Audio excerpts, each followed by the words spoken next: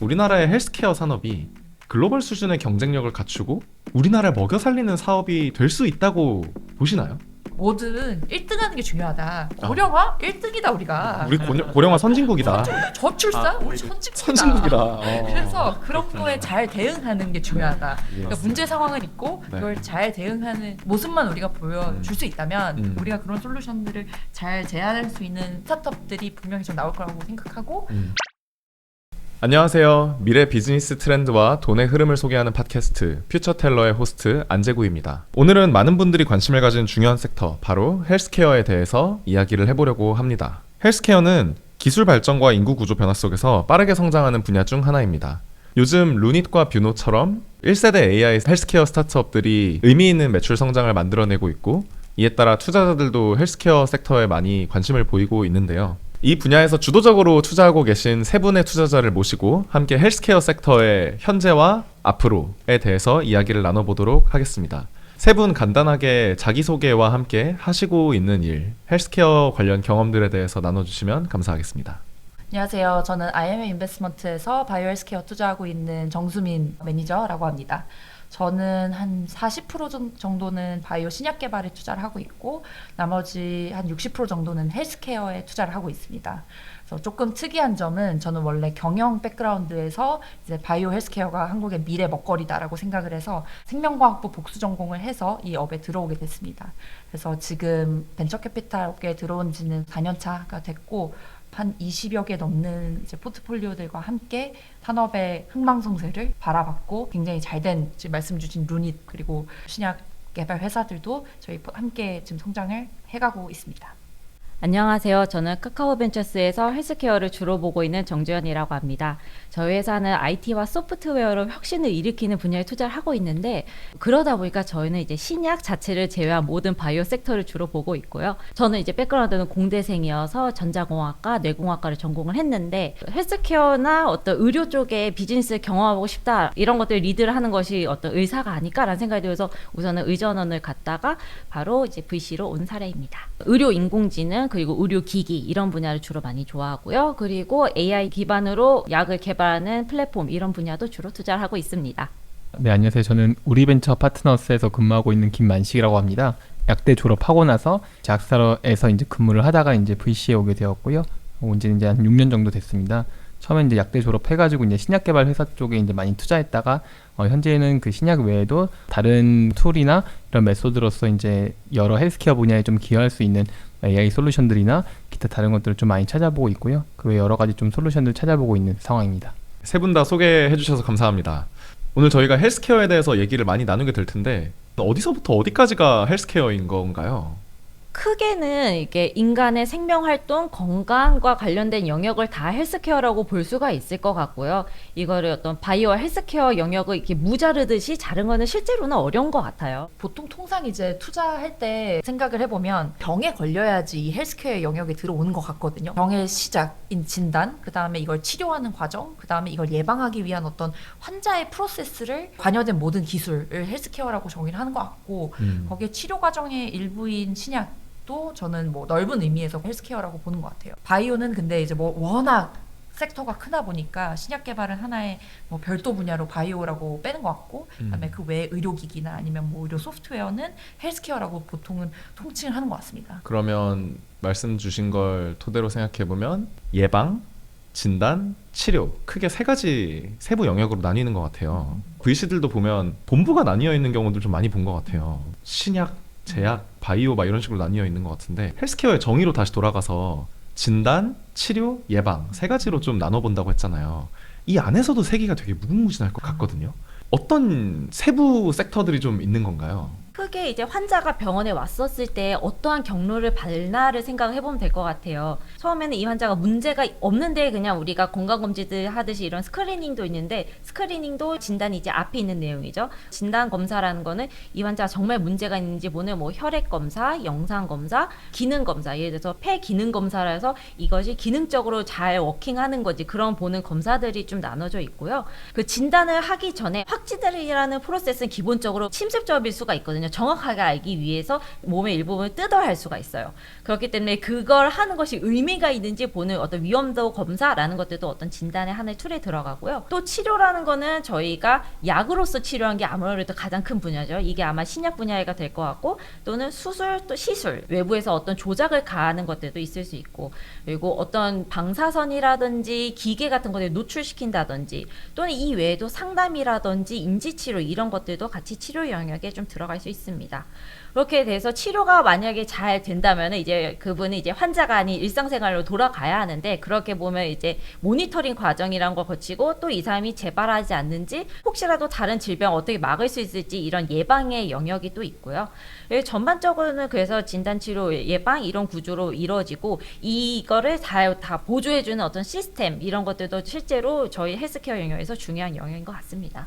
굉장히 많은 얘기들을 들은 것 같은데 혹시 그렇게 예방, 진단, 치료 영역 각각 세그먼트 내에서 어떤 일들이 벌어지고 있나요? 우리나라 헬스케어 시장은 이런 일들이 벌어지고 있어. 미국 혹은 글로벌에서는 이런 일들이 벌어지고 있어. 이런 것들 좀 얘기해 주시면 되게 재밌을 것 같아요. 진단 같은 데에서 사실 가장 먼저 나온 대표적인 헬스케어 대박 스타트업이 루닛이에요. 그래서 진단 영역에서 혁신을 가지고 오고 있는 기술 중에 하나가 당연 AI고요. 가장 먼저 사용할 수 있었던 게 영상 검사를 효율화시키는 거예요. 루닛 같은 경우는 옛날에는 그 의사들이 육안으로 진단을 하다 보니까 뭐 3년 전에 놓쳤던 그 진단을 미리 AI는 찾는다든지 이런 것들을 진단 보조를 할 수 있게 된 거고, 그거 외에도 예를 들면 영상 진단 MRI 같은 거 촬영하는데 시간이 되게 오래 걸리는데 그 영상의 품질을 AI가 보조해서 뭔가 15분 만에 촬영할 수 있게 한다든지 뭐 이런 회사들도 있고, 진단의 효율화를 위한 각종 기구들이, 보조 소프트웨어들이 많이 나오고 있는 것 같아요. AI를 썼을 때 우리가 그 어떤 직관으로서 알 수 있지 못하던 것들을 알 수 있게 해주는 축이 하나 있고, 기존에 하던 것을 더 빠르고 자동화에 가깝게 해주는 그 두 개의 축이 있는 것 같아요. 실제로는 우리나라에 있는 의료 인공지능 회사들이 정말 대단한 점은 근거가 굉장히 탄탄해요. 왜냐하면 우리나라의 좋은 의료 시스템과 데이터들이 잘 형성이 돼 있다 보니까 이걸 가지고 글로벌로 나갈 수 있는 근거를 정말 잘 쌓아요. 그런 면에서 이제 우리나라의 의료 인공지능 회사들이 굉장히 잘 뻗어 나가고 있다라는 생각이 좀 든 것 같습니다. 되게 재밌는 포인트이신 것 같고, 진단 위주로 얘기를 되게 많이 한 것 같아요. 그러면은 치료 영역에서도 뭔가 재미있는 일들이 벌어지고 있는 게 있나요? 여기도 이제 AI 같은 것들도 많이 들어오고 있고, 요즘 미국에서 있는 재밌는 영역들은 로봇 수술로 이제 넘어가는 추세인데, 이 로봇 수술 같은 것도 어떻게 하면 최대한 자동화할 수 있을지, 그리고 인공관절 수술할 때 이제 더 이상 의사가 톱질하지 않고 기계가 이제 당신의 그 인공 관절을 잘라주는 거죠. 무릎을 잘라주는 거죠. 더 정교하게 잘 잘라줘요. 그리고 가장 적합한 보형물을 넣어주고, 그러다 보니 어떻게 보면 손상을 최소화하는 방식으로 뭐 수술을 진행한다든지 이런 혁신들이 많이 일어나고 있는 것 같아요. 진단 얘기했고 치료 얘기했고, 예방 관점에서는 또 어떤 재밌는 일들이 벌어지고 있나요? 예방은 약간 사회 변화랑 같이 보면 되게 흥미로운 것 같은데, 우리나라 사회에서 어떤 질환이 가장 많냐 뭐 이런 관점에서 보면 우리 사회가 점점 나이가 많아지고 있기 때문에 그렇죠. 고령 인구가 많이 걸리는 질환을 예방하고 싶어요, 다들. 그래서 만성 질환, 그다음에 암. 사실 암도 오래 살기 때문에 생기는 질환 중에 하나거든요. 옛날에는 빨리 죽어서 암 발생하기 전에 전쟁으로 죽고 그쵸. 막 이렇게 감염병으로 죽고 이랬는데, 오래 살다 보니 세포 그런 변이들도 많이 쌓이고, 그러다 보니 암이라는 게 암덩어리가 생기고, 이제 암도 나를 파괴할 정도로 커지고 이렇게 된 거라, 이제 당뇨, 고혈압, 암 같은 걸 어떻게 하면 예방할 수 있을지에 대해서 많이 찾으려고 하는 것 같고, 이거와 더불어서 또 함께 해결하고 싶은 문제가, 그러다 보니 아픈 사람이 너무 많아요. 그런데 우리의 건강보험 재정은 한정돼 있어요. 그러니까 의료 비용을 어떻게 하면 효율적으로 사용할 수 있을까? 단순 의료 비용뿐만 아니라 의료 자원도 우리는 한정돼 있으니까 이걸 어떻게 하면 효과적으로 사용할 수 있지에 대한 고민도 이 영역에 사실은 포함이 되는 것 같고, 이제 다들 오래 사니까 건강하게 오래 살고 싶다, 예쁘고 늙지 않게, 이제 약간 웰에이징의 영역도 아주 넓은 범위에서 예방, 아프지 않고 건강하게 오래 살겠다라는 니즈와 맞닿아 있지 않나라는 생각을 가지고 투자 티켓을 생각할 때 보고 있습니다. 세 가지 영역들에 대해서는 그래도 조금씩 이야기를 들려주셔가지고 헬스케어 섹터가 뭐야? 라는 질문을 받았을 때 저도 조금은 설명을 할 수 있게 된 것 같아요. 그러면 이제는 나라 각으로도 좀 궁금한데 우리나라 헬스케어 산업과 미국이나 혹은 다른 나라들의 헬스케어 산업들은 어떤 특성들을 가지고 있는지 어떤 트렌드들이 있는지도 궁금해지거든요. 미국에서는 역노화, 오히려 젊어지는 거, 막 노화의 종말 막 이런 이야기들도 되게 많이 화두가 되고 있는 걸로 알고 있는데 어떤가요, 분위기가? 미국은 되게 그 기본적으로 헬스케어 투자의 규모가 한국과 다르기 때문에 그 밸런스가 굉장히 넓은 것 같아요. 미국 시장의 가장 큰 특징은 제 생각에는 사보험 시장이라는 점인 것 같아요. 맞아요. 이게 한국은 단일 보험이잖아요. 우리는 국가에서 이제 보험이 다 정해져 있고 국민 다 거기 가입돼 있고 병원도 다 그거랑 묶여 있는데 미국은 그러니까 공보험도 있어요. 공보험도 있고 메디케어, 메디케이드 같은 공보험도 있는데 사보험의 비중이 상당히 커요. 그렇기 때문에 말씀대로 시장이 되게 조각나 있다라는 이야기 많이 하거든요. 그 과정에서 규모와 어떤 가능성을 찾으려는 게 더 많이 생기는 것 같고 그 건강검진의 개념은 한국에만 있는 개념이에요, 사실은 거의. 그래요? 네, 한국과 일본에서만 이제 그 2년에 한 번씩 건강검진 받으세요. 이게 가능한데 해외에서는 그런 게 없어요. 비싸서 그런 건가요? 비싸죠. 비싸고 그러니까 물론 그런 거를 하면은 좀 더 이제 그 의료비를 절약해 주겠다라는 가치 기반 의료가 요즘 나오기는 하고 있어요. 그렇기는 한데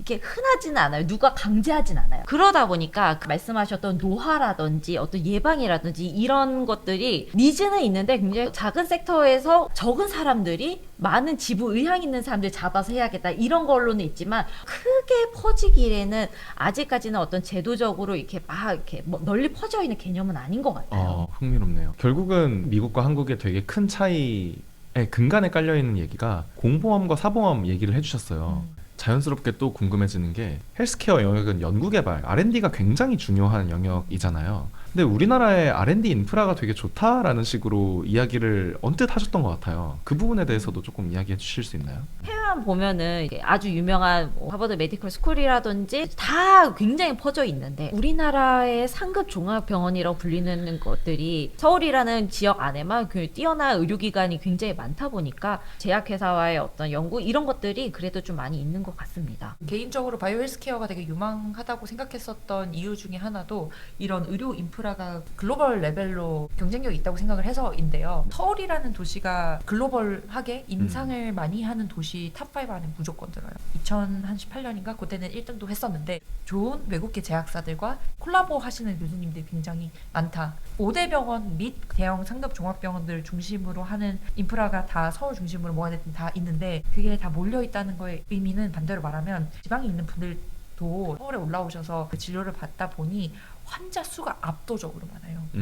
그래서 사실 5천만 국민을 갖고 있는 어떻게 보면 되게 작은 땅덩어리의 뭐 도시에서 이 정도의 사실 환자 데이터 샘플을 얻을 수 있는 나라가 사실 별로 없다고 하더라고요. 데이터의 양을 봤을 때 굉장히 좋다. 세 번째는 데이터 퀄리티 측면에서 굉장히 품질이 좋은데 그 이유 중에 하나가 일단 데이터 정제도 꽤 잘 되어 있을 뿐만 아니라 2년마다 한 번씩 주기로 하는 건강검진 데이터를 갖고 있는 국가들이 몇 없다 보니까 한 사람의 장기 데이터, 추적 데이터를 얻을 수가 있어요. 이런 장기 추적 데이터를 이렇게 오랫동안 관찰해서 많이 갖고 있는 나라는 한국밖에 없다. 얘기를 듣다 보니까 국뽕이 좀 차오르네요.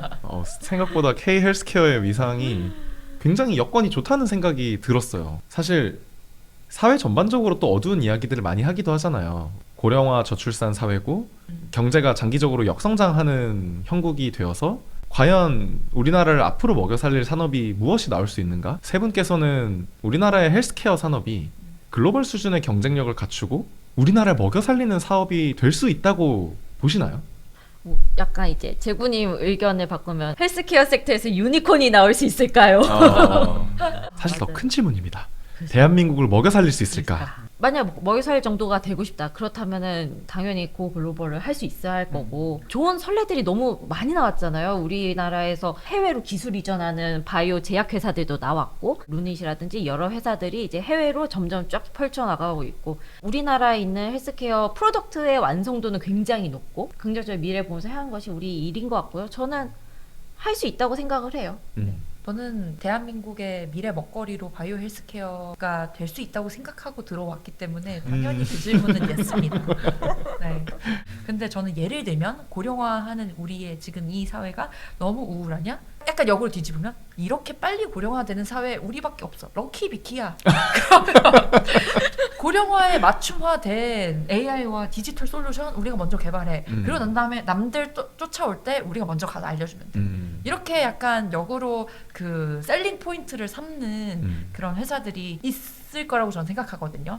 그래서 뭐든 1등하는 게 중요하다. 고령화 1등이다 우리가. 우리 고령화 선진국이다. 저출산 우리 선진국이다. 선진국이다. 그래서 그런 거에 잘 대응하는 게 중요하다. 그러니까 네. 문제 상황은 있고 네. 그걸 잘 대응하는 모습만 우리가 보여줄 수 있다면 우리가 그런 솔루션들을 잘 제안할 수 있는 스타트업들이 분명히 전 나올 거라고 생각하고 다만 그거를 글로벌에 잘 전달하는 기술이 정말 필요한 것 같아요. 그래서 긍정적으로 생각하면 럭키비키다. 그러네. 어려운 용어가 난무하지만 위트만을 잃지 않는 이 헬스케어 투자자들의 그럼요. 모습. 이해했습니다. 그리고 한국이 되게 뷰티와 미용 의료에서의 또 되게 강점이 있고 그러네요. 사실 저는 고글로벌 잘할 수 있는 비즈니스 인재들이 더 많이 들어오면 바이오 헬스케어 산업을 더 키울 수 있지 않을까라는 생각을 갖고 네, 주변에 있는 경영 인재들을 열심히 꼬시고 있습니다. 그렇군요. 이해했습니다. 우리 지금까지 헬스케어 섹터란 도대체 무엇이며 여기선 도대체 어떤 일들이 일어나고 있는지에 대해서 여러 가지 얘기를 나눠본 것 같아요. 저희 다음으로는 특히나 저는 시드 단계의 스타트업들에 투자를 많이 하다 보니까 장업가를 보고서 투자하는 경우가 정말 많거든요. 이제 아무래도 그 기술적 솔루션을 갖고 있어야 되는 경우들이 많기 때문에 기술 오리지네이터들이 많이 창업하시는 것 같아요. 또 반면으로는 아주 IT 오리진인 분들, 예를 들어서 큰 회사에서 어떤 서비스나 플랫폼을 하셨던 분들이 역으로 이 분야가 너무 낙후돼 있다 보니까 이걸 바꿔보겠다. 근데 그런 분들의 장점은 분야에 대한 두려움을 그러지 없어요. 그러다 보니까 그 IT 스타트업의 어떤 빠른 성장 속도, 그 문법 이런 걸 이 영역으로 가져오셔서 혁신을 일으킨 것들이 많아서 그러면